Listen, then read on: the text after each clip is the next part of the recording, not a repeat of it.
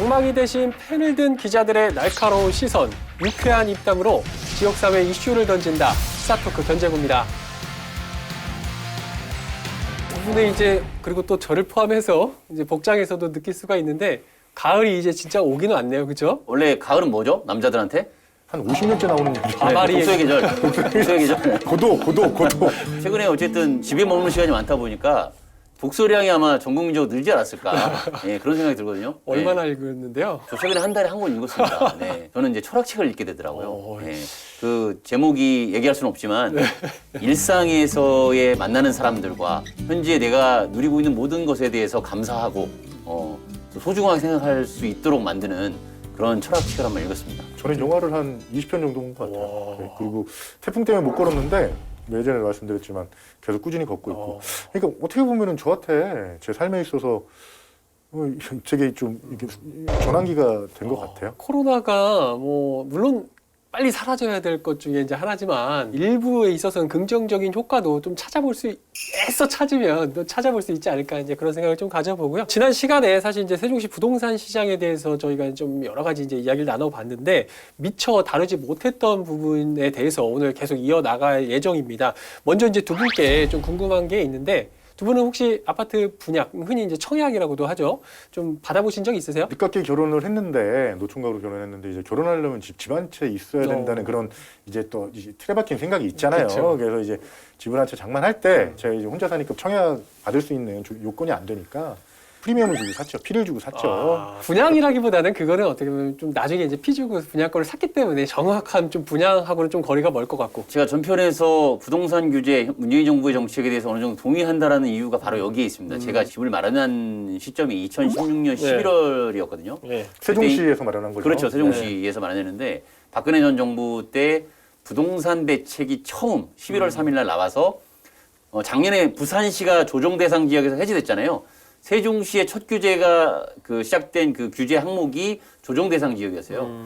그러면서 제가 감히 상상할 수 없었는데 작년하고 재작년 사이에 아파트 일반 공급 경쟁률이 거의 30대 1까지 갔거든요, 평균. 네. 근데 저는 1점 몇 대 1로 거기서 뚫고 청약에 당첨이 됐는데 와. 그때 첫 그 규제가 하고 나서의 첫 아파트였어요. 그러다 보니까 그 소위 말해서 투기 수요가 많이 빠진 상태에서 하다 보니까 제가 그렇지 않았다라고 하면 제가 2012년부터 계속 청약에 도전했었는데 한 번도 되지를 않았었어요. 처음 된 거거든요. 그래서 저는 부동산 규제가 필요하다. 이렇게 보게 됐습니다. 제가 왜 이제 앞서서 이런 질문을 좀 드렸냐면 뭐 히트 기자 같은 경우가 아마 가장 좀 피부로 느끼고 있지 않을까 싶은데 사실 뭐 수도권과는 달리 지방에서는 아파트 분양받는 게 뭐 그렇게 하늘의 별 따기다 뭐 이 정도 느낌까지는 사실 아니거든요. 근데 이제 세종시만큼은 뭐 수십 대 일, 뭐 몇백 대 일까지도 이제 가끔씩 나오는 경우가 이제 있을 정도로 그만큼의 어려운 동네가 세종시 아니겠습니까? 그렇죠? 2011년, 12년부터 이제 그 본격적으로 아파트 분양 세종시 한솔동 천마을로 시작이 됐었는데 뭐 초창기에도 뭐 9대 1, 10대 1 이렇게 넘어가는 거는 일쑤였고 2016년, 17년, 18년 연속으로 그해 연도의 모든 아파트의 청약 경쟁률 평균을 내보니까 30대 1이 다 넘었습니다. 그러면은 그 과정에서 100대 1이 넘은 것도 있을 것이고 뭐 그렇게 볼 수 있는 거잖아요. 네. 그래서 정말 세종시에서는 하늘의 별따기다. 뭐 그런 이유가 여러 가지가 있겠지만 세종시 같은 경우는 2013년까지 그 아파트가 만약에 7월 달에 공급된 아파트가 500세대라고 하면 70% 물량을 특별 공급으로 이전 기관 종사자, 수도권에서 국가정책에 따라서 이전해온 기관 종사자에게 우선 공급을 하는 그런 특수성이 있는 제도가 있었기 때문에 일반 시민들이 당첨되기는 더더욱 어려웠던. 미분양 지역 아파트도 있었어요. 지금 가장 인기적으로 떠오른 삼성할건도 미분양 아파트가 분명히 있었어요. 그래서 저는 이제 그때 당시에 출범할 때는 충분히 도전 의식만 가졌으면 세종시에 입성할 수 있었다. 근데 이제 최근 뭐 3, 4년, 4, 5년 이제 행정수도 뭐 그리고 또 공공기관들이 입주하고 여러 기관들이 입주하면서 이제 청약률이 더 올라가고 100대 1, 뭐 많게는 뭐 200대 1 뭐 이렇게 올라가는 경우가 있었죠. 초창기에 뭐 3, 4년, 4, 5년은 그래도 누구나 입주할 수 있는 그 문턱이 낮았다. 이전 정권에서 사실 행복도시에 대한 불확실성 같은 것들이 좀 있을 때를 아마 이제 이야기를 하는 것 같은데 이희택 기자께서 언급을 했듯이 세종시에는 좀 특이한 제도가 있습니다. 그 이전 기관 종사자들에게 주는 특별 공급 제도라고 하는 게 있는데 이게 정확하게 좀 어떤 거고 왜 도입이 됐던 거죠? 공무원 특공이라고 그래요. 그래서 아파트 물량 전체 물량의 50%를 공무원들한테 청약 당첨의 기회를 주는 거예요. 그리고 그 나머지 30%는 뭐 신혼부부, 노부부, 생애 최초 주택 구입자 이런 분들한테 주는 특별 또 분양 공급 제도가 있어요. 30% 그리고 20% 나머지 20%가 일반 공급자한테 이제 경쟁을 해서 해주는 건데, 근데 이제 공무원 특공이 이루어진 거는 이제 세종시가 국가 정책에 의해서 이제 만들어질 때 지금 만들어지고 있지만 공무원들을 다 이전시켜야 되잖아요. 이 공무원들도 어떻게 보면 국가 정책에 의해서 억지로 내려오는 상황이잖아요. 일단은 니들한테 이만큼 특혜를 줄 테니까 그 세종시에서 살아봐라, 살자, 도시건설 하자 해가지고 그때만 당시에만 해도 전 국민들한테 이해가 됐죠. 그렇죠. 그리고 또 취득세 감면까지 혜택을 받으니까. 근데 지금 이 경쟁률이 일반 그 청약에 비해서 얼마나 낮냐면 작년에 이제 그 세종시 한 아파트가 이제 그 분양을 했는데 그 한 3.4대 1이었어요. 공무원 특별 분양은 3.4대 1. 3.4대 1. 그리고 일반 분양은 99대 1이었어요. 공무원들 입장에서 본다면 반강제로 자기가 살던 곳에서 이제 세종시로 오게 됐으니까 사실 어느 정도 필요하다라는 생각은 듭니다. 근데 다만 이제 최근 들어서 뭐 일부 공무원들 같은 경우는 특별공급 제도를 재산 증식의 이제 수단으로 이용해 왔다 이런 논란이 이제 또 최근에 이제 불거지고 있는 거 아니겠어요? 특별 공급은 아까 말씀드렸듯이 경쟁률이 낮잖아요. 네. 일반 공급이 더 높은 이유는 뭐냐면 특별 공급 경쟁에서 아까 3.4대 1이라고 하셨나요? 네, 3.4대 1에서 떨어진 분들 있잖아요. 그분들은 다시 또 일반 공급에 또 청약을 할 수가 있어요. 두 번의 기회가 동시에 부여되는 거기 때문에 그래서 사실 세종시에 내려온 15개 국책연구기관 그다음에 지금 42개까지 늘어나는데 중앙행정기관, 뭐 국무총실을 필두로 해서 그래서 뭐 2015년까지 거의 대부분 이전을 끝냈다고 봤을 때 그 당시에 청약 당첨률을 보면 거의 90%에서 뭐 70%, 국책연구기관은 70% 정도 이렇게 당첨 비중이 그 정도까지 직원들 사이에서 됐다라고 하는 것은 거의 다 대부분 받았다라는 부분인데요. 그것까지는 좋습니다.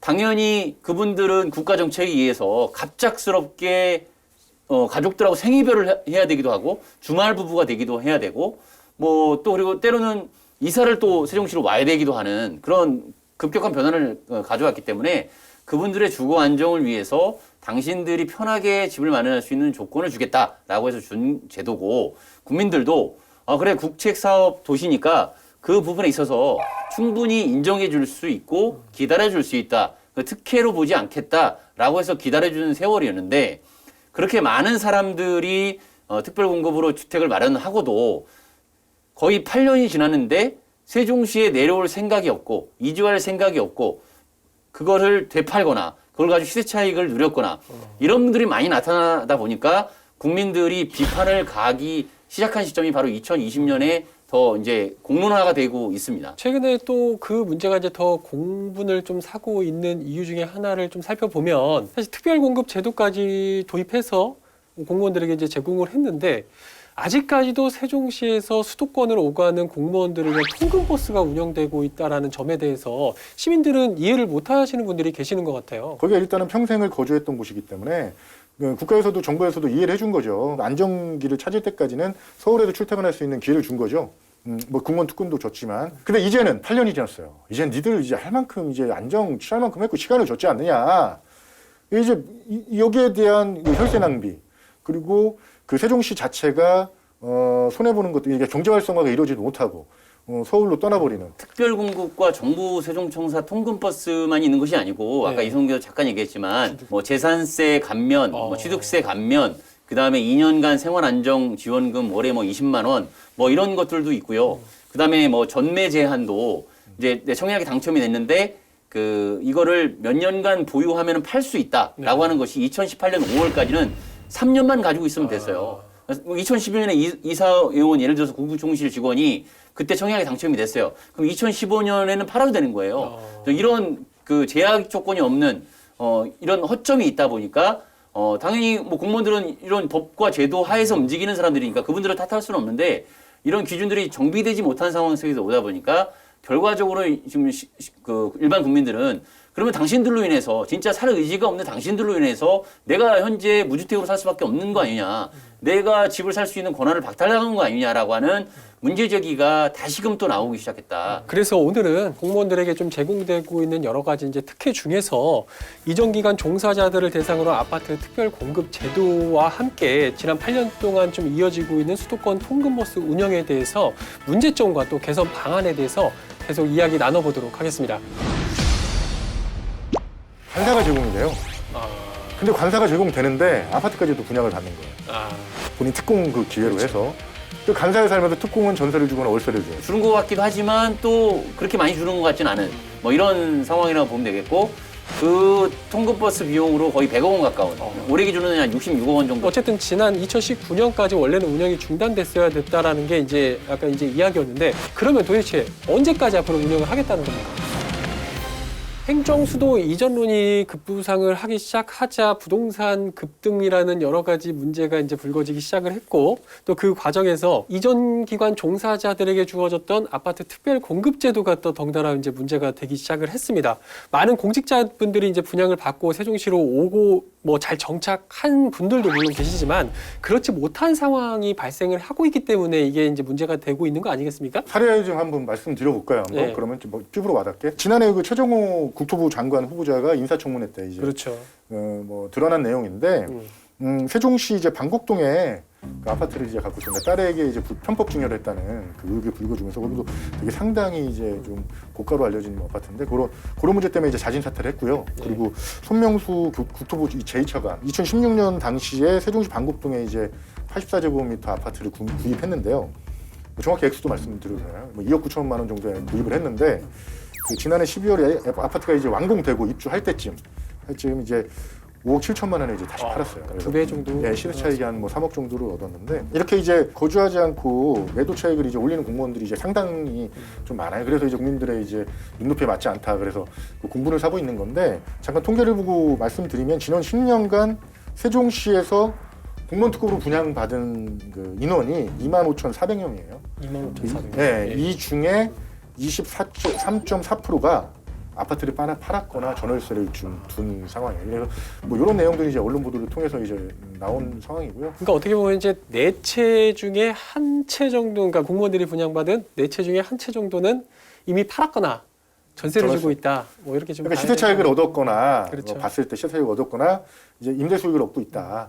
본인의 집을 갖고 있으면서 임대 수익을 얻고 있다. 이런 부작용들이 사실 일찌감치 4, 5년 전부터 뭐 국정감사라든가 이렇게 지적이 되기 시작했어요. 근데 네. 이제 이 정책, 그 특별공급 정책을 주관하는 부서가 국토교통부이자 또 행복도시건설청인데 사실은 뭐 또 공영부처라고 하는 기획재정부도 있고 국무총리실도 있고 공무원이 공무원에게 특혜를 주기 위한 정책을 다루는 부분들이 어찌 보면은 정말 냉철한 상황에서의 어떤 그 기준을 마련하지 못했던 것이 아닌가.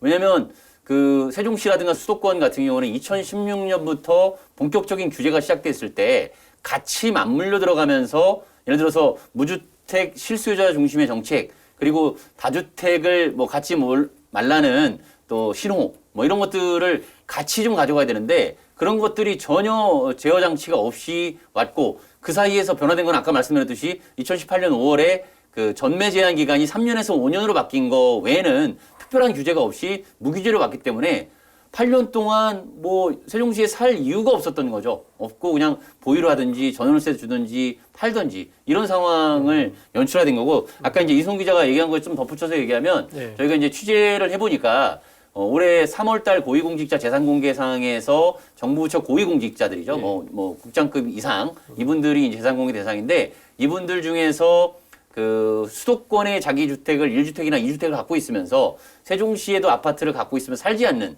뭐 이런 분들의 유형들이 거의 41명 정도로 나타났습니다. 그러면은 과장급 이하 공직자들까지 다 포함하면은 이런 숫자는 기하급수적으로 더 늘어난다라고 볼 수 있겠죠. 어떻게 보면 나라에서 준 혜택이었잖아요. 그리고 공무원 특별분할 특공을 줬을 때 나라에서도 이해졌고 국민적인 공감대도 얻었었고 시간이 흐르다 보니까 갖고 있다가 이분들이 이게 어색하다는 거, 이게 부자연스럽다는 걸 인지를 못 하신 것 같아요. 그러다 흘러온 것 같아요. 근데 이제 지금 시점에서는 이 문제를 좀 다시 가다듬고 가야 된다는 것은 분명한 거기 때문에요. 모두가 그런 것은 아닙니다. 뭐 일부 이제 공직자들 같은 경우에는 이런 제도를 어떻게 보면 이제 재산 증식의 수단으로 좀 이용해 왔다 이런 비판을 충분히 받을 수도 있는 그런 상황으로 보여집니다. 그렇다고 해서 뭐 그분들을 무조건 몰아세울 수는 없을 네. 것 같고요. 제도상으로서 그게 가능한 조건이었고, 그리고 뭐 일정 부분 내가 이렇게 그 개인을 희생하면서 뭐 그분들도 힘들었습니다. 사실 왜냐하면 그 통근버스로 매일 왕복 3시간 되는 거리를 수도권을 왔다 갔다 한다는 건 사실 대단한 체력이라든가 이런 게 없으면은 쉽지 않거든요. 제 후배 공무원들 같은 경우에도 오송역에 집을 내놓고 와이프가 이제 그 정보세종시장 공무원이고 본인은 서울시청 공무원이다 보니까 KTX 역만으로 왔다 갔다 하는 거에서 2년 동안 하다가 두 손 두 발 다 놓고 자기가 직급을 내려서까지도 세종시청으로 오겠다라고 이렇게 그 원서까지 냈던 그런 기억들을 보면 쉽지 않은 과정이었던 건 맞고 지원을 해줘야 되는 건 맞는데 조금은 그래도 국민들한테 이렇게 규제를 많이 가하고 있는데 좀 국민적 정서와 눈높이에 맞는 수준에서의 특혜가 이루어졌다면 어땠을까 하는 아쉬움이 남는 거죠. 여러 가지 이제 논란이 불거지고 있는데 사실 어제 오늘만의 논란은 아니에요. 굉장히 오래전부터 과연 특공 제도가 제대로 잘 가고 있느냐 이런 지적들도 많이 있었고 그렇기 때문에 이제 작년 한 5월 정도였나요? 한 차례 손을 본 일이 있었잖아요. 네네네. 그 당시에 주로 핵심 내용이 어떤 거였는지 좀 먼저 잠깐 살펴보고 가도록 하죠. 5개로 요약할 수 있는데요. 네. 그 40여 개 중앙행정하고 그리고 15개 국책연구기관을 시작으로 해서 그 2024년까지 공무원 특공 혜택을 순차적으로 좀 종료시키는 그게 있고요. 그렇죠. 그리고 신규 채용자 및 전입자 혜택을 제외시키고 배제하고 내년부터 특공 비율 40% 그리고 2023년까지 30%로 점차 축소하는 또 안을 개선안에 담았고 그리고 무주택자와 1주택자만 특공 가능하도록 좀 이제 수정을 했어요. 손을 댔어요. 예. 그리고 정무직 공무원하고 기관장은 특공에서 제외시키는 어떻게 보면 상당히 진일보한 그런 개선안을 발표해서 당시에도 조금 하여튼 뭐 이슈가 됐었죠. 근데 사실을 엄밀히 얘기하면 끝물이었습니다. 사실 그 정책 자체가 그렇죠. 2019년에 대부분 그러니까 특별공급이 만들어진 이유가 정부 세종청사와 국책연구기관 이전이 초점이었거든요. 뭐 예를 들어 세종시라든가 세종시 교육청, 뭐 LH공사, 뭐 중부발전, 뭐 이런 기업, 이런 어떤 지방자치단체까지가 초점이 아니었고, 근데 이분들은 대부분 다 받은 상태예요. 다 받은 상태. 그런데 거기서 부작용이 나타난 게 뭐냐면, 예를 들어 아까 정무직 얘기했잖아요. 정무직이 2019년까지 정리된다고 했는데, 장차관급에서 정무직들이 예를 들어서 1년 근무하다가 낙마하는 경우도 있고, 또 2년 하다가 이제 아예 공직을 내려놓는 경우도 있는데, 그런 분들 같은 경우는 특별공만 받고, 먹튀가 돼서 다시 수도권으로 간다라는 문제가 발생했기 때문에 더 이상은 안 된다라는 얘기가 나왔던 것이고 그리고 신규 전입자 같은 경우에도 내가 원해서 세종시의 공무원 시험 봐서 된 건데 그분들한테도 특별공급을 주는 게 맞느냐라는 것이 나왔기 때문에 2019년에 종료를 한 건데 근데 사실상 대부분의 공직자들은 이미 혜택을 많이 받았다는 거죠. 그래서 2020년에 그래도 고무적인 것은 2020년부터는 그런 문제가 조금은 해소되지 않을까라고 하지만 아직 근본적인 문제는 해소되지 않은 상태다. 그러면 그 개선안에 대해서 한번 하나씩 좀 자세히 좀 살펴보도록 하겠습니다. 먼저 첫 번째로 아까 이제 언급이 됐던 게 순차적으로 2024년까지 특별공급을 끝내겠다. 네. 뭐 이런 내용인 것 같은데 그러면 뭐 지난해 5월에 이 제도가 개선안이 발표되고 나서 이제 한 1년 정도가 이제 지난 상황인데 현재는 좀 많이 줄었습니까? 그 혜택을 받고 있는 그 기관이 어떻습니까? 원래 대상 기관이 총 232개 기관이었는데 네. 이제 혜택이 종료된 거는 예를 들면은 2019년 말 기준으로 해서는 뭐 국무총실이라든가 국토교통부, 기획재정부, 주요한 정부부처 기관들 그렇죠. 2015년까지 내려왔던 기관들은 다 종료가 됐습니다. 그리고 이제 남아 있는 그 정부부처 기관들이 뭐 예를 들어서 2019년에 이전한 행정안전부와 과학기술정보통신부 뭐 이런 기관들이 5년 동안 이렇게 특별공급을 할 수 있도록 남아 있다고 보시면 되겠고요. 그래서 이제 그런 기관들 남아 있는 기관들이 약 한 106개 기관 정도 되고 예. 거기에 이제 대표적인 것은 유초중고 새롭게 생활권이 형성될 때마다 신설이 되는 유치원, 초등학교, 중학교, 고등학교 그렇죠. 뭐 여기에 이제 종사자분들 뭐 이런 분들 그리고 그 뭐 세종 충남대병원 최근에 문을 열었죠. 예. 세종 충남대병원, NK 세종병원, 뭐 그리고 그 차린 한방병원 이런 의료기관들 그리고 지편동 4-2 생활권의 그 세종 테크밸리죠. 거기에 이제 그 2024년, 2025년까지 순차적으로 내려오기로 한 기업들도 이제 특별공급 대상에 합류하고 있다. 신도시에 있는 기업만 특공 혜택을 받을 수 있다는 게 좀 아쉬운 부분이 세종시가 지금 기업 유치가 상당히 급한 상황에서 읍면적에 이제 국가산단이나 명학산단이나 산단들이 많이 위치해 있거든요.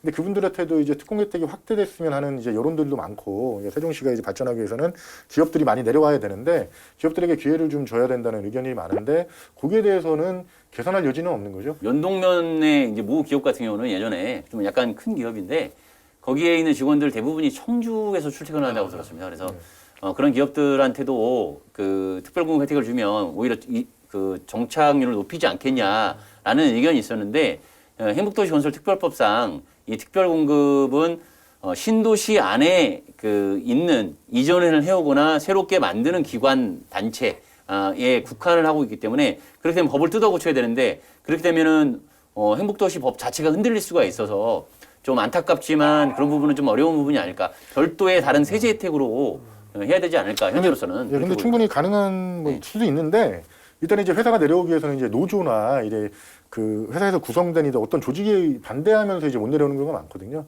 만약 특공 기회가 주어진다면 노조나 이런 데서 설득하기 좀 편할 것 같아서 갑자기 이제 한번 여쭤본 거예요. 네. 네. 저도 하나 이제 궁금한 것이 생기는 게 세종 충남대병원 같은 경우도 이제 특별공급 대상이 있고 뭐 일부 어떤 병원도 대상이 된다라고 하셨는데 향후에는 이제 사생활권에 대학도 들어와야 될 것이고 일부 거기에 뭐 테크밸리에 여러 가지 이제 기업들도 들어오게 되는데 그런 기관들도 그럼 전부 다 특공 대상이 되는 건가요? 그것도 디테일한 기준들이 좀 있습니다. 뭐 종업원 수 몇 명 이상, 그다음에 본사로 가느냐 아니면 지점으로 오느냐 뭐 여러 가지 디테일한 기준들이 좀 복잡하게 있어서 그거는 이제 행복도시건설청에서 그런 특별공급 우리 대상이 되는지 확인해 달라라고 하면 그 검토를 해서 대상이 된다.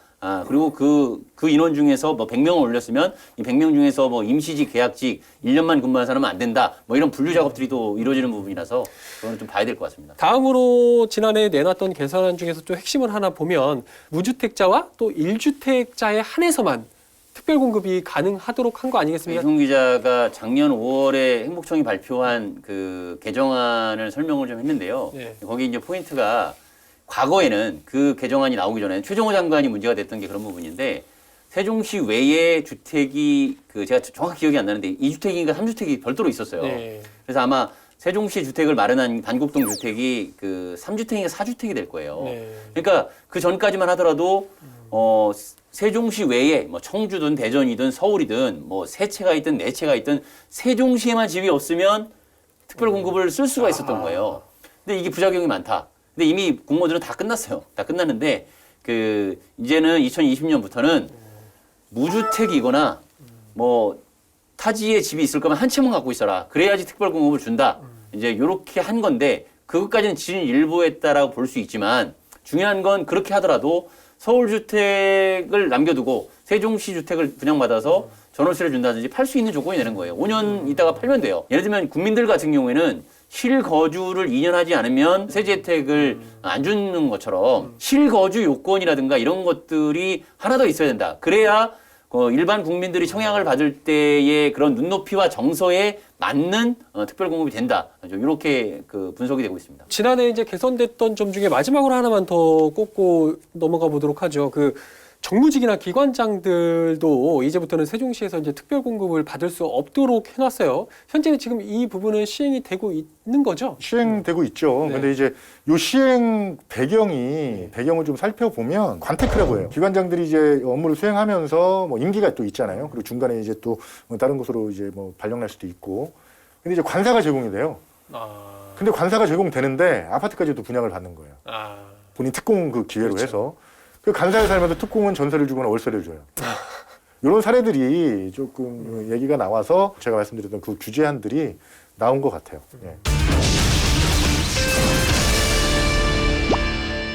지난해 이미 한 차례 뭐 개선 사항이 나와서 지금 시행이 되고 있지만 또 한편으로 본다면 아직까지도 국민들의 눈높이에 맞지 않는 그런 것들이 많이 있지 않나라고 보여집니다. 앞으로 좀 어떤 점들 또 이런 특별공급제도에서 어떤 점들을 더 손을 좀 봐야 될 걸로 혹시 두 분은 보이세요? 가장 중요한 거는 양다리 재산 증식이라든지 그냥 그 세종시 주택을 주거 안정 목적 취지가 아니라 내 자산 증식으로만 활용하고 적정한 시기에 팔고 뭐 공직을 은퇴한다든지 그 다른 곳으로 갈 때 그냥 팔고 먹튀한다라는 표현을 하죠. 이것은 좀 바람직하지 않다. 5년 동안 못 판다라는 조건 외에는 특별한 장벽이 없어요. 5년 후에 집값 오르면 팔면 그만이거든요. 그거 기다릴 수 있어요. 왜?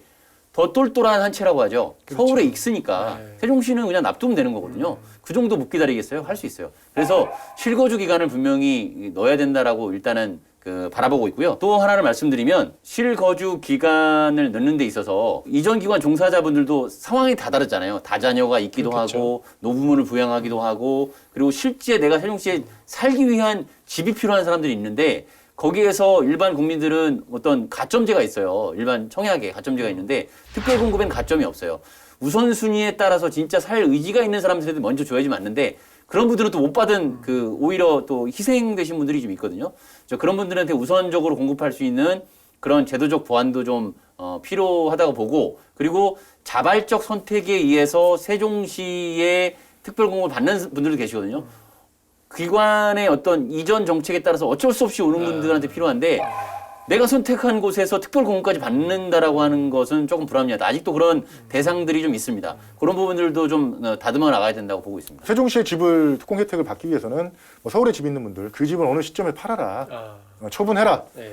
대신에 세종시 한 채만 갖고 살아. 그리고 세종시에 이주하라는 그런 의미가 있겠죠. 이번 9월 말에 분명히 국토부에서 개선안을 발표한다고 약속을 했기 때문에요. 지금 말씀드렸던 그 세종의 집을 얻기 위해서는 다른 지역에 있는 아니면 수도권에 있는 집을 처분해라. 몇 개월 안에. 이런 약속이 좀 들어가는 개선안은 좀 가능하지 않을까 이해도 구할 수 있고. 지금 몇몇 가지에 대해서 앞으로 이제 이런 방안은 좀 개선을 해야 된다. 이제 두 분이 말씀을 해 주셨지만 사실 일부에서는 특별공급제도를 통해서 아파트를 분양받고 이것을 다시 되팔아서 얻은 시세 차익을 전부 다 환수 조치해야 된다라는 강력한 조치도 뭐 필요하다. 이런 주장까지도 나오고 있거든요. 현실적으로는 과연 그렇게 강한 조치를 할 수 있을까요? 공직자들이 그렇죠. 직접 제도를 손보는데 본인의 동료들에 대해서 그렇게 칼날을 겨눌 수가 있을까요? 그러나 이제 가장 중요한 건 이겁니다. 정부 세종청사 공직자들이 세종시 허허벌판에 내려와서 고생한 것은 인정하고 네. 그리고 또 가족들하고 불필요하게 생이별해야 되고 또 주말에 주말 부부로 해야 됐던 그런 아픔들 또 어려움들 그거는 감안해 주겠다. 근데 국민적 정서가 그럼 당신들에게 준 특별공급으로 해서 집을 얻었는데 그거를 3, 4억 시세 차익을 보고 되파는 것을 국민들이 인정해 줄 수 있겠느냐, 정서상. 그게 안 된다는 거죠, 사실은. 그거는 안 된다는 거죠. 차라리 이주를 해라, 라는 부분이고요. 그런 부분에 있어서 아까 더 나아간다면 실거주 요건은 지금 검토하고 있다고는 들었거든요. 네. 근데 기존 주택 처분까지를 해야 된다라고 하면 그거는 만만치 않은데 환수까지 간다는 건 가장 강력한 조치인데 그 부분은 만약에 정치권이라든가 또는 뭐 정부 차원에서 대통령이 결단을 내린다든지 뭐 이런 부분이 있지 않고서야 저는 그냥 어찌 보면 적정한 수준에서 머물지 않을까 그렇게 예측해 근데 봅니다. 이제 정의당 측에서 강하게 이제 언급을 한 건데 그만큼 이거는 좀 국민 논조에 맞춰라 그렇죠. 강조한 거라고 저는 생각이 들고요. 네. 근데 이제 환수 조치라는 거는 범죄자들한테 하는 거죠. 어떤 뭐 범죄자 이 분들이 지금 서울에서 안 내려오지 않는다고 해서 범죄자는 아니란 말이에요. 그렇죠. 그래서 그 절충안을 만들어서 이해가 공감대를 얻을 수 있는 개선안이 나왔으면 하는 바람이고요.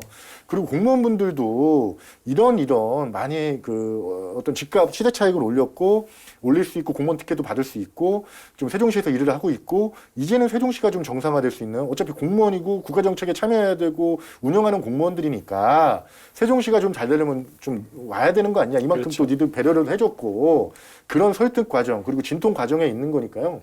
거기에 대해서 너무 부담 느낄 것도 없고 안 내려오면 어때요? 뭐 내부에서 제재를 당하도 안 내려오면 어때요? 근데 이 문제에 대해서는 다시 한번 좀 엄중하게 좀 국민들의 시선이 바라보고 있다는 생각을 갖고 공무원이니까 엄중하게 받아들였으면 하는 바람에서 얘기들이 나오는 것들이에요. 극단적인 사례인데 이제 이 방송 전에 그 한 시민이 이메일 제보를 해왔어요. 그래서 참 생각해 보면 그럴 수도 있겠다라는 생각을 하는데 예를 들면 이렇습니다.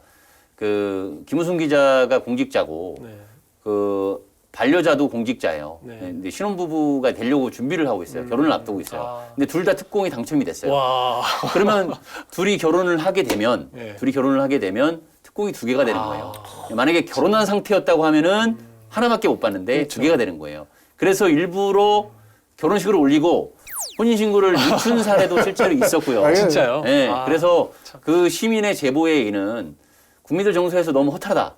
그걸 자랑하고 다닌다. 아. 그분들이 자랑하고 다니면서 그분들은 사실 아까 이제 그 전편에서 예. 뭐 예를 들어 84제곱미터 가격이 뭐 10억 원대까지 갔다고 했잖아요. 예. 호가가. 그럼 두 사람 다 84제곱미터를 갖고 있다고 보면 30대 초반, 중반 신혼부부가 벌써 20억 원대 자산가가 된 거 아니냐. 그러네요. 그러니까 일반 국민들은 그 특별 공급을 인정해주고 기다려줬는데 그분들이 당첨이 됐을 때 우리는 당첨 하나도 못 받았다라고 하는 분들의 입장에서는 강력한 국가적으로 정책적으로 변화가 와야 된다. 환수 조치까지 있어야 된다는 성토가 저는 나올 수 있다고 공감합니다. 이분들은 지금 혼인신고를 미뤘잖아요. 제가 아는 분은 그 뭐 얘기를 듣고 이제 불만을 표하는 분은 처녀총각이었어요. 네. 처녀총각 때 특공을 받은 거예요. 아, 그분이 결혼을 했어요. 네.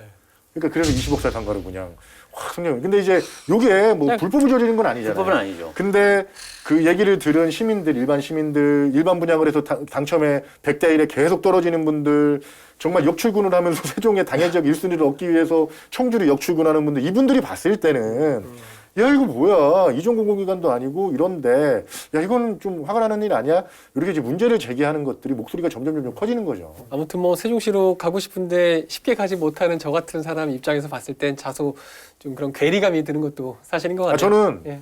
못 온 게 아니라요. 제 판단으로 안 온 거예요. 저는 충청권 상생이나 빨대효과, 인구 빨대효과 이런 것들 저는 안 온 거예요. 저는 뭐 그렇게 공감 가지는 않는 것 같고요. 네. 근데 지금 후회하고 있다는 거. 네. 그래서 뭐 항상 저희 견제구가 이제 뭐 충청권 상생을 위해서 노력하고 네. 있다 이걸 계속 얘기하고 싶은 아유, 거예요. 그럼요. 아무튼 네. 참 무거운 주제고 민감한 주제고 그렇죠. 엄중한 문제죠. 네. 네. 이전 기관 종사자들에게 제공되고 있는 특공의 혜택 뭐 분명히 필요한 것도 사실입니다. 그럼요. 근데 다만 앞으로 뭐 어느 정도 얼마나 더 개선될지 모르겠지만 이제 일반적인 국민들의 눈높이에 맞는 인정할 수 있는 이 정도의 개선 방안은 반드시 좀 마련돼야 되지 않을까 이렇게 생각을 가져봅니다. 세종시 이전 공무원들을 위한 양대 혜택이 있죠. 바로 앞서 이제 이야기했던 주택 특별 공급 제도가 하나이고 또 하나의 대표적인 좀 사례를 꼽자면 통근버스 운영이 아닌가라는 생각이 드는데 이것조차 이제 최근에 문제가 되고 있는 것이 뭐 아파트 이제 부동산 값 이슈가 굉장히 이제 불거지기 시작하면서 그렇죠. 네. 야, 니네 특별 공급까지도 제공을 해줬는데 왜 여전히 통근버스까지도 왜 공무원들한테는 제공을 해줘야 되느냐 이런 문제가 이제 불거지기 시작했던 거 뭐 그런 부분 아니겠어요? 이승자도 알고 김은수도 잘 알겠지만 네. 2011년, 11년 특별 공급이 핫 이슈가 됐었고 그리고 나서 정부 세종청사 통근버스가 매일 아침과 저녁에 수도권을 오가고 또 세종시 내부를 돌고 그리고 대전과 청주와 공주까지 이렇게 뻗쳐나가는 모습들을 보면서 그렇죠. 뭐 이게 하나의 도시가 성장해 나고 필요한 성장통이다라고 이제 받아들였던 과정들이었고, 근데 그 당시에 정부가 이 통근버스는 한정적으로 2019년 정도까지 목표로 지원하겠다라고 했었던 것인데 2020년이 되어서도 여전히 2,000명에 가까운 거의 70대 이상의 통근버스가 전국을 오가고 있다라고 하는 그 현실에 대해서 국민들은 이제는 그만해야 되지 않냐라고 얘기를 하는 것이고요. 물론 변수가 발생했습니다.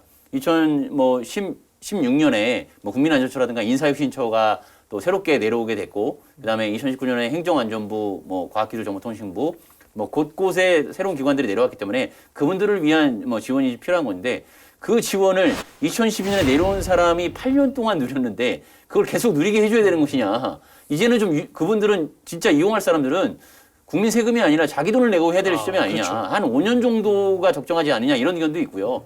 좀 무한정 혜택을 주는 것은 아니지 않냐. 이렇게 보는 시선도 맞고, 그리고 이제 통근버스가 세종시 연착륙, 조기정착, 안정화, 정상건설을 가로막는 요소로 지금 이제 부각이 되고 있다는 거. 이분들이 안내함으로써 세종시 같은 경우는 인구가 유입돼서 경제 활성화가 일어나고 뭐 그런 것들이 중요하거든요. 공무원들까지도 이렇게 안 내려온다면 지금 이제 통근버스 이용하는 분들이 1,000명 정도 되거든요. 그래서 네. 1인 가족에 이제 3명이 있다 치면 한 3,000명, 4,000명 정도 되는데 이분들이 좀 내려와서 조기정착, 그리고 경제 활성화도 일으키고 연착륙에 좀 도움이 돼야 되지 않겠느냐.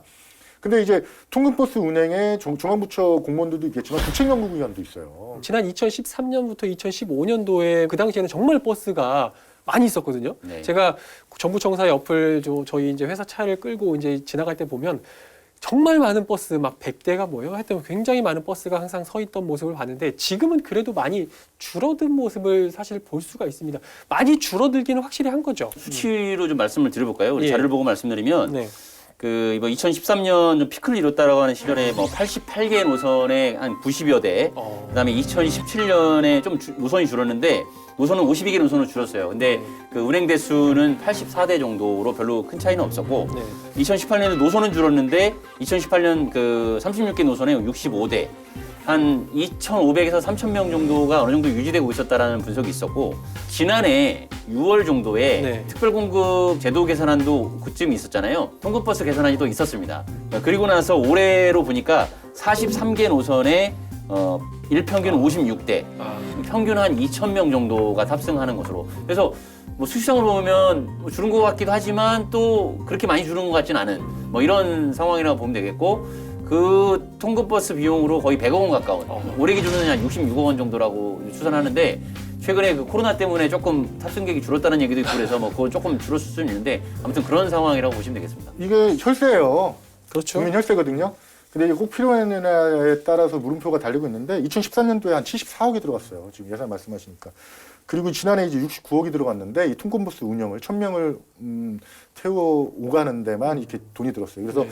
2012년도부터 올해까지 운행비만 675억이 들어간 거예요. 그러니까 이러다 보니까 이제 계속 이 혜택을 줬다. 그리고 이제 이게 꼭 필요한 것이냐가 논란이 일어나는 거고요. 그리고 이게 그 정부청사 통근버스 운행 준다를 요구하는 건데 국민 천원 게시판에도 올라갔었어요.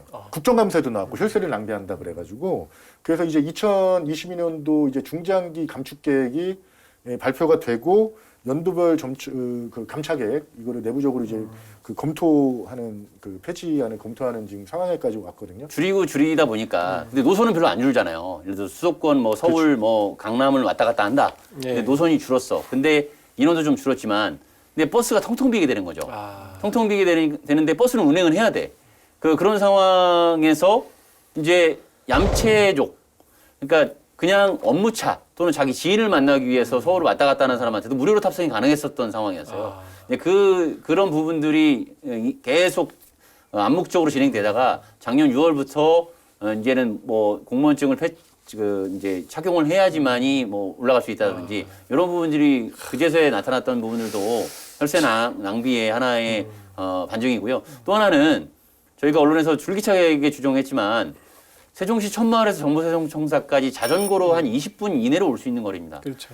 거기까지도 통근버스가 그 2019년까지 운행됐다는 사실입니다. 그 폐지해야 된다라고 얘기했지만 형평성 문제, 대중교통은 외면했던 거죠. 대중교통 중심 도시인데 세종시 버스를 이용하지 않고 통근버스 지원을 해줬다는 거죠. 또 하나 살펴봐야 될 게 이 문제도 맞고 이분들이 이제 금요일날 서울을 간단 말이에요. 1,000명이 안 내려가도 세종시에 정착을 하지 않았기 때문에 통근버스 혈세 이런 면으로 봐도 금요일 저녁부터 일요일날 그래서 월요일날 버스를 타고 오면 금토일이란 그 우리 세종시의 상권이 확 죽어버릴 수도 있단 말이에요. 이런 문제도 좀 살펴봐야 될 것 같다는 생각이 들어요. 일반 시민들 버스를 타기 위해서는 요금을 내고 또 서울 수도권을 오가기 위해서는 KTX 뭐 기차 열차비도 내야 되고 이런 상황인데 뭐 공무원분들은 그냥 뭐 자기 편의를 위해서 뭐 그냥 무료로 무인승차해서 서울 오가는 문제가 있다. 뭐 이거는 정말 좀 말도 안 되는 뭐 어떻게 보면 이제 그렇게 보여지고 일부 공무원이죠. 그렇죠. 네. 어쨌든 지난 2019년까지 원래는 운영이 중단됐어야 됐다라는 게 이제 약간 이제 이야기였는데 그러면 도대체 언제까지 앞으로 운영을 하겠다는 겁니까? 정부가 이제 2022년까지 이제 중장기 감축 계획을 마련을 했어요.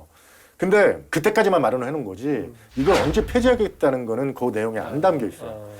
그러니까 이제 정부 입장에서도 정부가 공무원이잖아요. 어떻게 보면 그렇죠. 공무원이 정부고 그래서 이제 이 결단을 어떻게 폐지하겠다 지금 당장 약속하기에는 정부도 부담스러운 거죠. 근데 이제 뭐 이 여론들이 반대 여론들이 어느 선까지 나왔을 때 정부가 어떤 입장을 발표할지 모르겠지만 지금 현재에서는 2022년까지 중장기 감차 계획만 내놨을 뿐 폐지안에 대해서는 언급한 내용이 없어요. 감차 계획일 뿐 폐지안은 아니다. 그렇죠. 저는 뭐 개인적으로 당장 폐지해야 된다 이거는 아까도 이제 말씀드렸듯이 그 소위 말해서 아이를 둔 주부도 있어요. 주부도 있고 하루하루 그 3시간이라는 버스 안에서만 더더구나 코로나19 위험성을 감수하고 왔다 갔다 하는 분들까지 그 매몰차게 타지 마라라고 하는 거는 솔직히 조금 뭐 좀 생각해 볼 문제고요. 그렇지만 이거는 좀 기준은 좀 필요하다. 예를 들어서 이제 인사혁신처가 2016년에 세종시에 내려왔다고 하면 5년 정도의 유예 기간을 주겠다.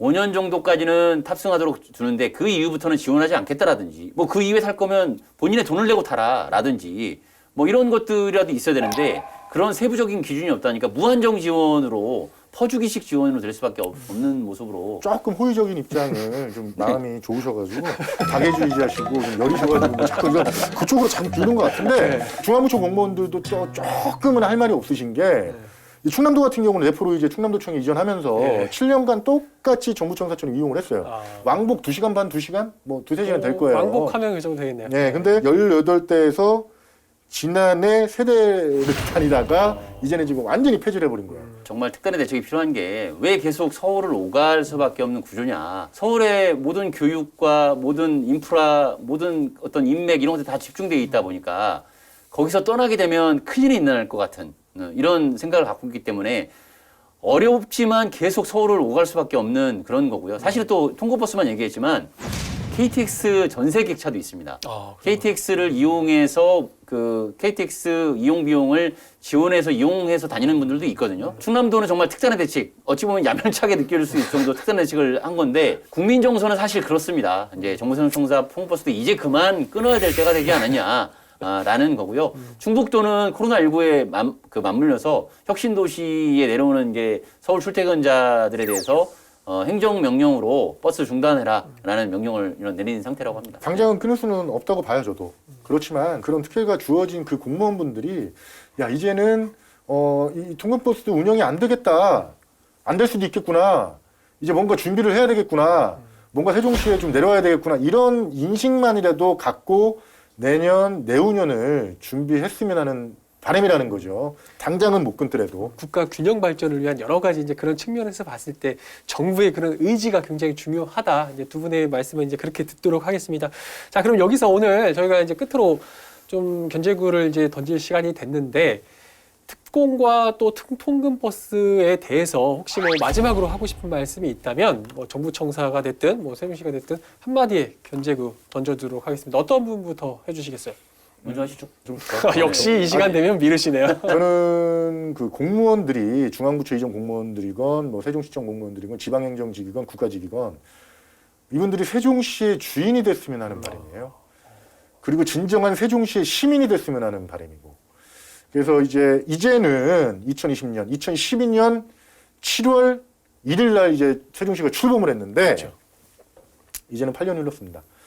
그 이분들이 아까도 이제 통근버스 관련해서 말씀드렸는데 이제는 우리도 나라의 국가의 정부의 세종시에 뭐 억지로 내려와서 혜택을 보는 것보다 이제 세종시에 정착하고 세종시의 주인이 진정한 주인이 돼야 되겠다. 이 생각을 갖는 그런 시간을 짧게는 1년? 길게는 1년. 그러니까 그 시간을 좀 가졌으면 좋겠습니다. 이 생각 머릿속에. 야, 나 억지로 내려와서 나 서울에서 왔다 갔다 할 수도 이거보다도 이제 좀 엄중하게 받아들이고 진중하게 생각할 수 있는 시간을 가졌으면 좋겠어요. 예, 그래서 그 의미로 한번 견제구 한번 던지겠습니다. 세종시 공무원들이여, 진정한 세종시의 주인이 되라! 굉장히 감동받고 있었는데 네. 서술이 조금 길었어요. 자, 이대 기자 또 한번 기대해 보도록 하겠습니다. 그 특별 공급하고 통근버스 필요했습니다. 그리고 국민들은 기다려줬고 연착륙을 하도록 눈 감아줬습니다.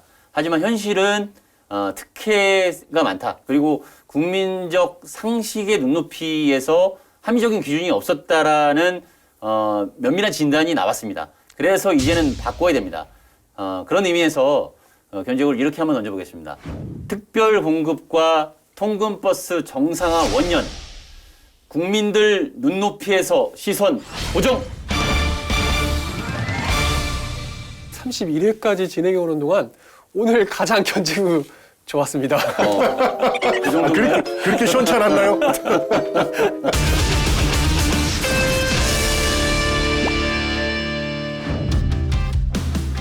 네, 이전 기관 종사자들에게 제공해온 특별 공급 제도 그리고 공무원 통근버스 운영.